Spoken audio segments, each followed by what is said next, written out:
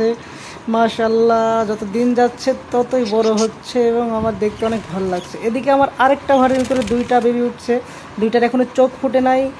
এই যে একটার চোখ ফুটে গেছে, আমি তো ভাবছিলাম ফুটে নাই। এদিকে তিনটার চোখই ফুটে গেছে। ওই একটা পাখির বাচ্চা রেড আই হয়েছে, যেটা আমি খুব খুশি।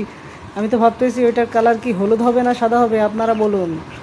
আর এইদিকে বড় ভাই আলাদা রুমে বাস করতেছে, আর তার ছোট দুই ভাই বোন এখানে বাস করতেছে। মানে সে কিন্তু এখন বড়, নিচে যে সাদা বাচ্চাটা দেখলেন সে বড়, এগুলা ছোট। এবার আপনাদেরকে দেখাবো আমার সেই রেস্টে রাখা সেই পাখিগুলা। দেখুন এদের মধ্যে চেনা যাচ্ছে না কোনটা বাবা, কোনটা ছেলে এবং কোনটা মা। দেখুন ডান সাইডের ওইটাই সেই ছোট্ট বাচ্চাটা, যেটার আপডেট আমি আপনাদেরকে দেখিয়েছি ভিডিওতে। আমি ওদের বাবা মাকে রেস্টে রাখছি। এই যে বাম পাশেরটা ওদের বাবা, মাঝখানেরটা বাপ এবং ওই পাশেরটা ছিল ছেলে।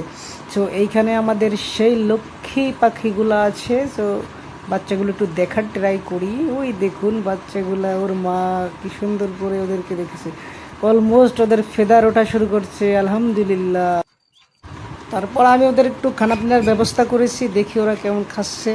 সো ওদেরকে আমি একটু ভাত দিয়েছি, অনেক দিন পরে ওরা ভাত খাচ্ছে এবং বাচ্চাগুলাকেও মা পাহারা দিচ্ছে। ভাত খাওয়ানোটা পাখির জন্য অনেক উপকারী একটা জিনিস। তাড়াতাড়ি বাচ্চা বড় হবে এবং ওদের গ্রোথ অনেক ভালো হবে। সো এভাবেই দেখতে থাকুন আমাদের হ্যাপি বার্ড হোম। আমাদেরকে সাপোর্ট করুন, সাবস্ক্রাইব করুন। ইনশাল্লাহ পরবর্তী আরেকটি ভিডিওতে আপনাদের সঙ্গে দেখা হবে। আসসালামু আলাইকুম।